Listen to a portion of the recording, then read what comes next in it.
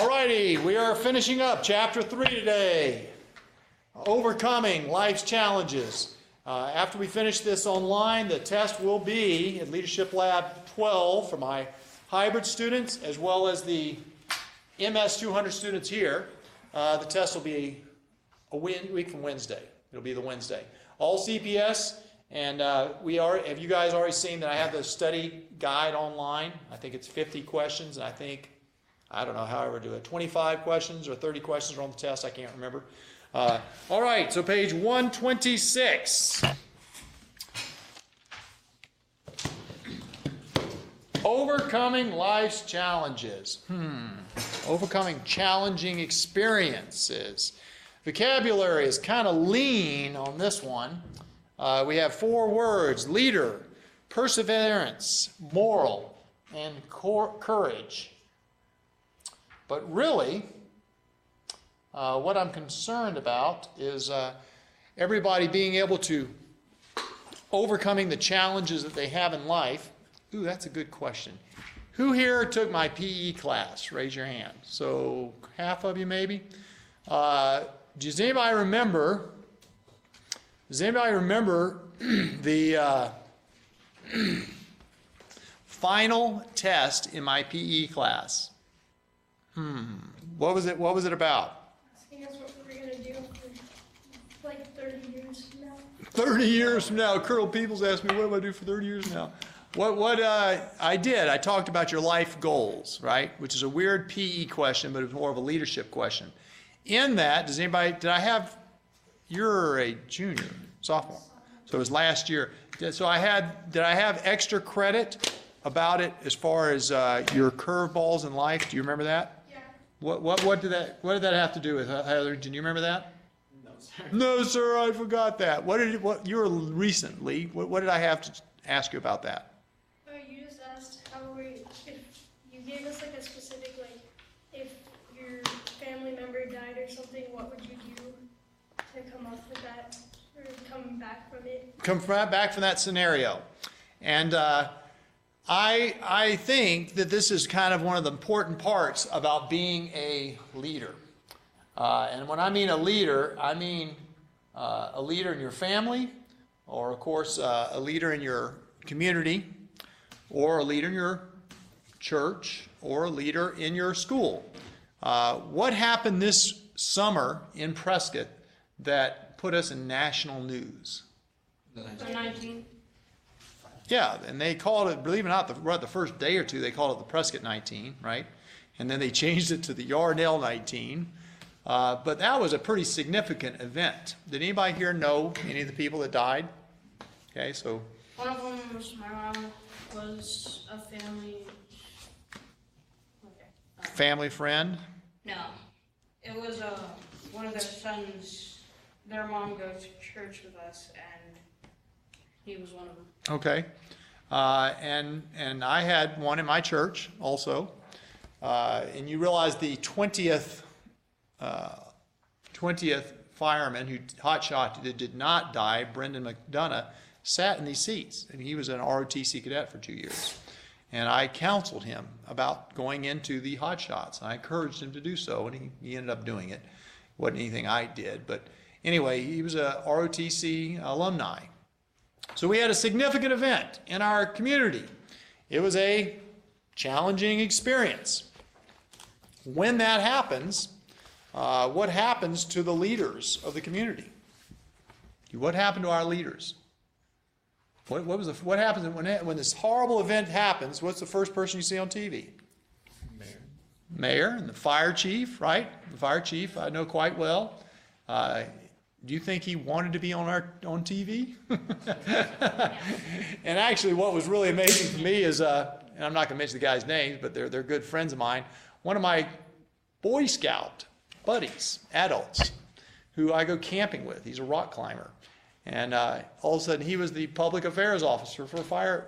What does a public affairs guy do for a fire station, day to day? Nothing like being on national news with CNN right in his face talking about all these deaths. And he was very stressed, but he did amazingly well. And he overcame these challenging experiences. So was the mayor and the fireman, right? And the public affairs guy that didn't even know he was going to be working. They worked probably, what, 2 or 3 straight days trying to figure out what's going on. And then, of course, the event happened for a long time. What happened after they recovered the individuals and they had the funerals, right? We had a huge ceremony here at the high school. We actually had Grant Temple, my SAL members, my leaders, went and had a immediate color guard for them within 24 hours, which was pretty amazing. They stepped up to the plate. And then the National Firefighters Association came over the color guard and had a huge ceremony at Tim's Toyota, right? The vice president came too. I mean, that's pretty significant. But then what happened after all that event? Okay, so then after these poor individuals were buried, what happened to our leaders? Yes, sir? Well, they started like donations, right? They started donations, right, to support the families, because what, I think now to only 6 were full-timers, so guess what? What was our mayor on TV for? Talking about how he was going to help the families. Helping the families, but then he realized that a lot of them were part-time people, part-time employees, and they didn't have the same benefits that the full-time employees did. Just like, you notice the people here working around Prescott who maybe work at the football games, right? Part-time employees. Do they get the same benefits as me who works 60 hours a week? No. But these people died, trying to protect our life, our Yarnell. And so so all of a sudden our leaders in overcoming the challenges said, hey, we overcame the challenges, but the mayor was still on TV talking about the benefits. And the fact that the part-time employees didn't have the benefits that the full-time employees did. So a lot of times when you overcome these challenging events, it is an ongoing event. It's not just when it ends.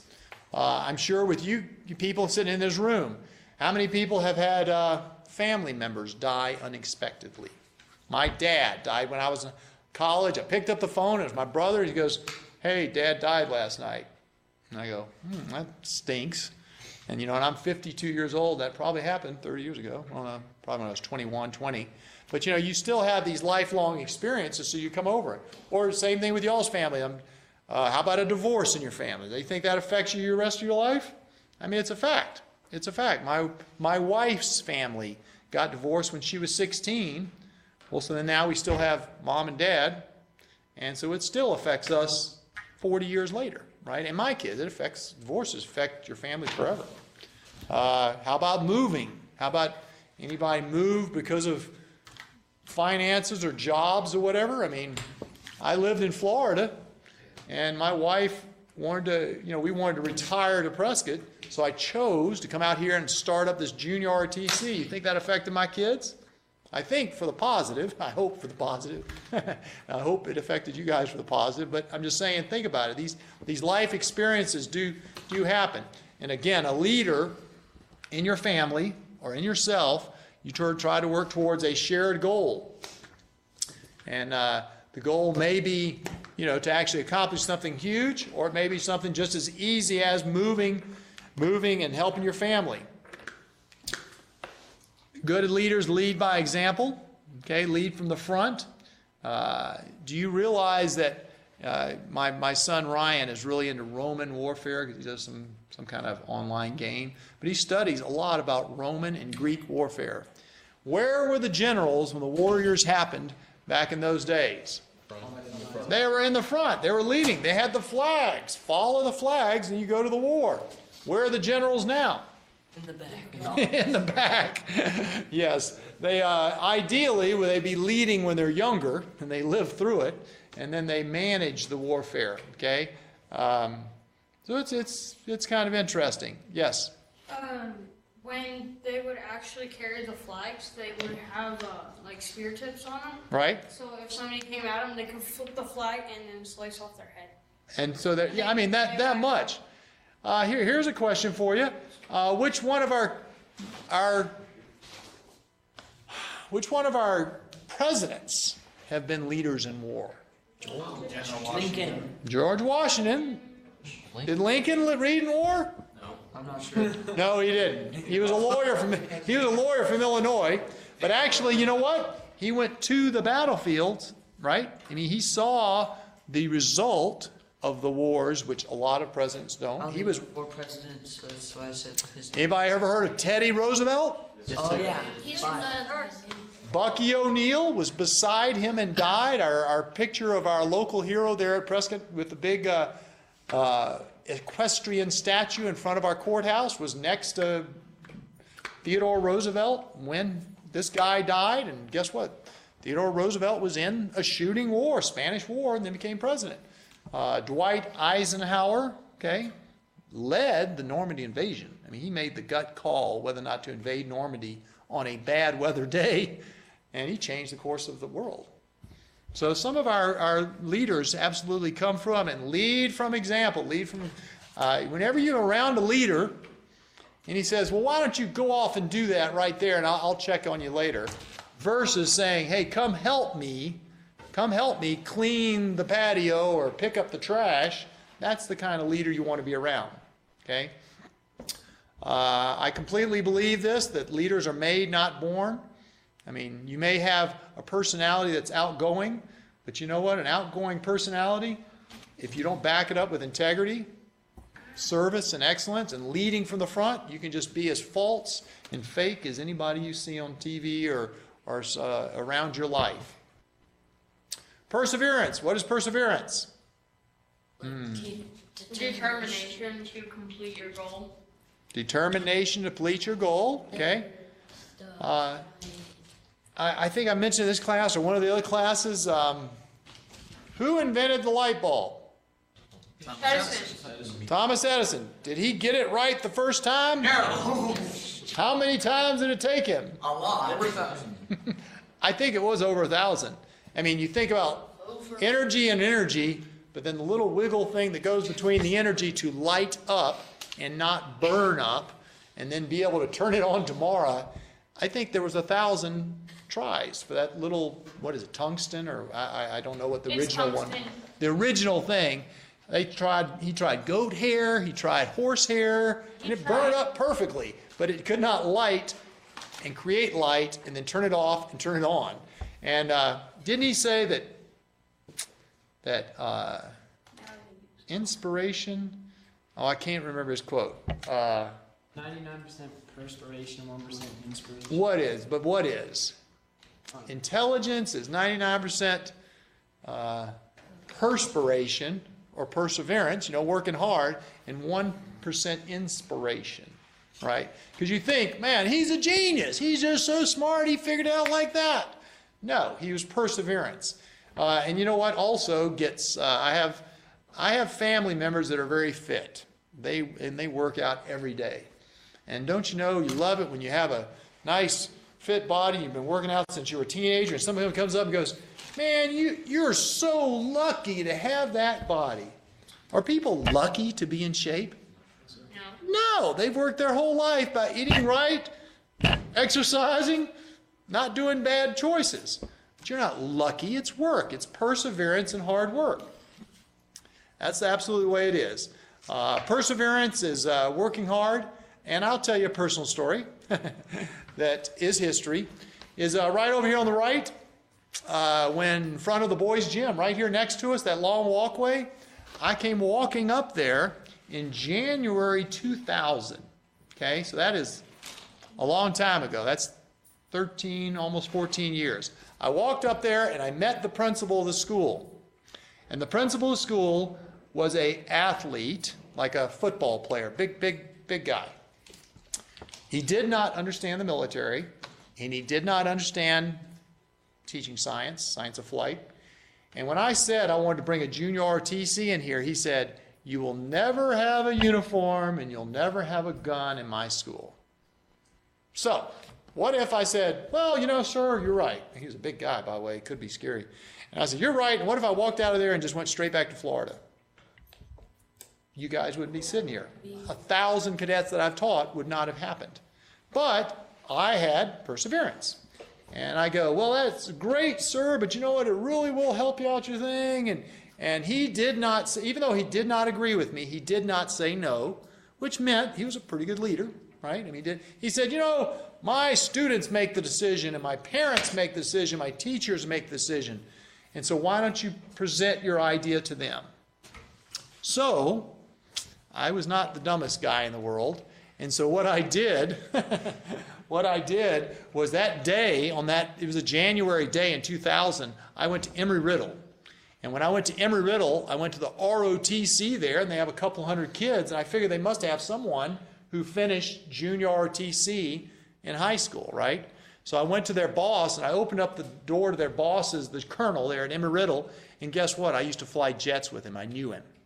And I said, Bob, give me a couple cadets that were in junior ROTC, and I need them tomorrow for a meeting to try to sell this to Prescott High School.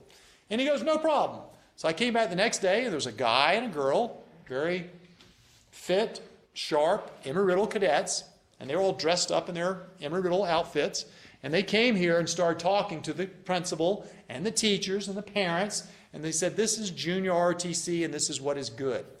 The guy stood up and said, junior ROTC was good, and it helped me get the scholarship. And it wasn't a fantastic speech. But the girl was redheaded, and you know what? I'm not going to say her name. I still keep in touch with her. But she stood up and said, my mom and dad are in jail in California. And if it were not for junior ROTC, I'd probably be a prostitute like my mom on the streets of LA. And it changed my life, and now I'm an engineer and going to be a successful officer in the military. And at that point, around the room, everybody started crying. And I looked over the principal who was against me, and he goes, oh, no. And so guess what? That's why you guys are sitting here. One of the guidance counselor goes, I move that we have junior ROTC here at Prescott. Everyone goes, yay! And so that was the start of it in January 2000. And of course, it took until August 2006 for the money and the permission from the Air Force to happen. So that's 6 years.